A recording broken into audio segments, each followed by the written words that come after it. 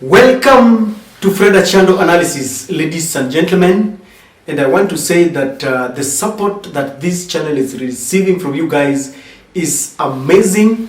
And please kindly note that I receive this with a measure of humility. I'm really elated. Before I proceed, ladies and gentlemen, permit me the latitude to request you very quickly for the following. If you're watching for the first time, I want to request you to hit the subscribe button. And when you subscribe, please don't forget to hit the notification bell so that whenever I do a video like this, YouTube will automatically notify you. The second one, very quickly, kindly like our videos. And the secret about liking a video is the more likes a video gets, the more YouTube will recommend it to other viewers and the rating will go up. So you will be really promoting me if you like our videos. Then you can also share them. The last one, with the deepest humility, please share with me your comments in the comment section. Again, I'm humbled. Now, scanty details of a meeting between President William Ruto and the Right Honorable Raila Odinga in Egypt are beginning to emerge and to take shape. A few days ago, the president jetted out of the country, and so was the former prime minister, and they shared the same destination, and I think it was Egypt. And there have been reports that there are secret plans, those who are trying to lure or to urge the president to have a talk with the former prime minister. But this has been met with a lot of suspicion, because you've always seen the president maintain that he is not going to allow opposition into the government, because our president continues to argue that in the last regime, that government was actually amorphous, because you could not tell who the opposition was and who the government was. And he's been referring to the handshake between the former president Uhuru Kenyatta and Raila Amolo Odinga. So when they got an opportunity, details say that they shared some kind of a meeting that did not really take long, but some details are emerging that they discussed a few things. And one of the things that they discussed, ladies and gentlemen, was to maintain the families to be relevant and sustain the family hegemony, where they, in fact, it's funny that sources say that Raila Odinga reminded the president that he has now gotten into what he used to call, quote unquote, the dynasty.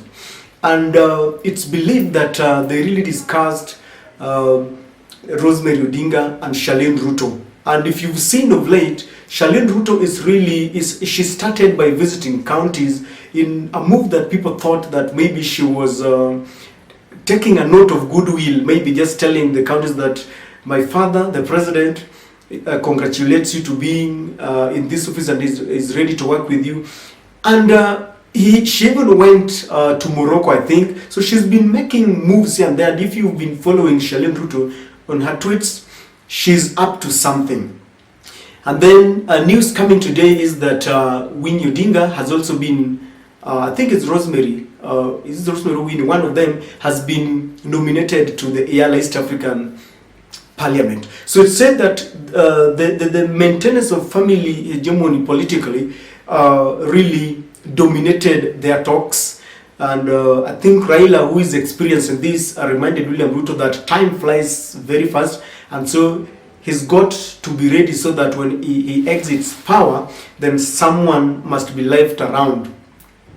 The other thing that sources say was really and deeply discussed was the respect between the former politicians of the former government and President William Ruto, his administration, because there had been fears that the president will use his administration to frustrate especially what he used to call the dynasties, after he annihilated the family of Moi, the former president, where Gideon Moi vied to be the Baringo senator, and he was beaten flat. And then Raymond Moi, who was the only hope of the Moi family, was also defeated and humiliated when he tried to get his son to be the member of parliament of Rongai constituency. It was also very clear that Raila told William Ruto that there have been fears that William Ruto could interfere with their businesses. And one of the things that came in very clearly was this announcement by Mr. William Ruto that he wanted to start importing milk from Uganda. And this had been seen as a move to try and interfere with the Kenyatta family, because you all understand that the Kenyatta family has invested so much in milk and the process where they have the Tuzo and the other, they've really invested. So in a nutshell, the two families or the two leaders agreed that there is going to be respect for each other, and Ruto promised him that he will not interfere with their businesses. And their means Moi family included, the Kenyatta family, the Odinga family, all those who were part of the Azimio government, because there had been fears that perhaps the president would interfere with them. And let me just remind you, those who were privy to the meeting are saying that it was met with a lot of suspicion. In fact, one of the fears from the president's side was his own deputy president and the people of Mount Kenya. It's being said that he fears that if this comes out, then they will think that he's incorporating Raila Odinga into the matrix, and this will not argue well with them. So one thing I must mention is that it was not about handshake, and it was agreed that if a handshake has to come, it is not very soon. They want to play and see, because William Ruto is still trying to put the government to its feet, and you see they are also suffering from some teething problems, corruption here and there, and so there are a lot of suspicion. And those who are on the side of the former Prime Minister are saying that if Raila makes a move to join the government, then number one, his supporters will really rebel. Some of the supporters will say that maybe he's using them as a ladder. And the other fear was that if he gets into the government, then he will be sanitizing the ills in this government, things like corruption. You've seen cases of corruption now making headlines. Things like pilot strikes, njaa iko mingi, people are suffering from shortage of basic commodities and food, and has skyrocketing prices of these things like unga. So they fear that if Raila gets into the government, then he will be sanitizing, and maybe William Ruto will use this later to say that why not for the former Prime Minister, maybe things would have been better. Because you've seen every Sunday, and I can even promise you that even this Sunday, as is the norm, our Deputy President is going to attend a church where he's going to blame Raila Odinga again, and he will be saying that if it were not for Raila Odinga, maybe state capture would have not happened. So people feel that if Raila gets into government, then he will be carrying the baggage of this government, ladies and gentlemen. So it was also discussed something about constitutional review. And this is why you've seen of late, there is an MP who was sent specifically to test waters. And that's why he came up, to remember the Fafi MP who came up with these allegations that maybe a proposal that William Ruto should be given time, or he was proposing that the term limit should be removed but now be replaced with an age limit of 75 years old. Now, if you didn't know, ladies and gentlemen, the whole thing, most people thought it was perhaps they were trying to block Raila Odinga not to contest in 2027.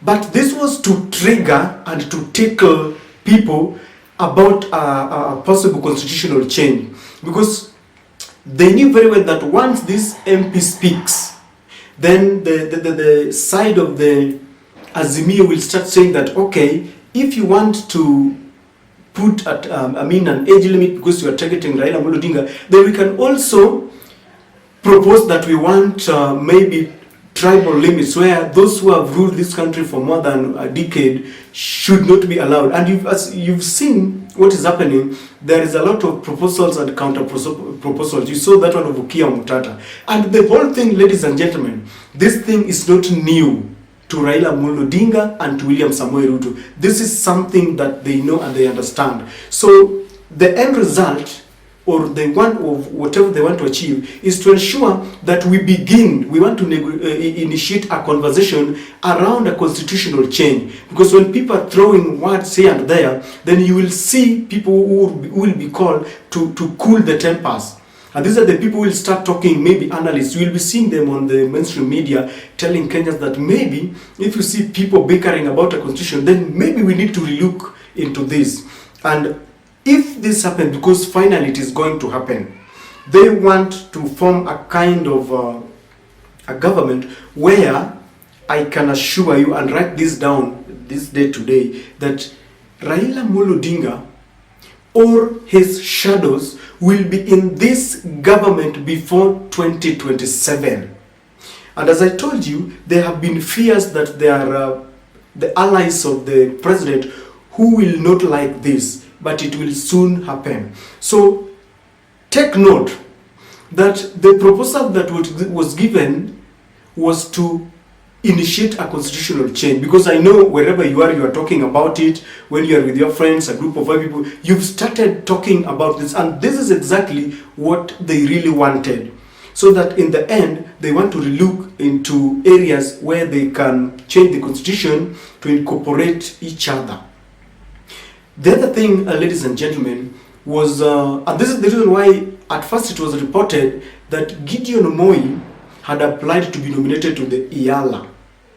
And Uhuru Kenyatta, there's a sister of Uhuru Kenyatta, somebody's Christine Spat, who had also applied to be nominated into the IALA, because there were fears that they feared this government. So they wanted to be to be deep-rooted into politics, so that they can also be part of the policy making into the in the country. But after the assurance that their businesses are safe, their families will be safe, no one will harass them, you've seen Gideon Moi with the drill, and I think Uhuru Kenyatta's sister also with the, because the Raila was carrying, it was a kind of an emissary carrying a message from the former deep state, if so to say, and then the current president was the full force of the current deep state. So the two deep states met and they had a cordial meeting. You will see some of, like I said, these are scanty details that just leaked out. And I want to believe that in the next few days, we will know deeply what exactly happened, and you will start seeing signs and symptoms of what I'm talking about. The president took issue with the kind of criticism from the opposition, and he said that he really wants the opposition to have an objective criticism where they criticize the government, but they can also give alternatives. And he told Mr. Raila that he welcomes every kind of opposition, but they should do it in a way that they provide leadership. So, ladies and gentlemen, that is what happened in Egypt. Let me pause and ask you, do you think they should continue with such meetings? And if they continue, do you think this will compromise Raila Odinga and what he has always stood for? And what if they come together? Do you think we will have someone, Mtetezi, do you think will we still have someone who is talking on behalf of now the hustlers, not the hustlers of William Ruto now, but the common man who people believe Raila has been fighting for? Let me know in the comment section, because we are yet to see more political intrigues from these two, ladies and gentlemen. And that is my take. Thanks for watching. Let's meet in another video.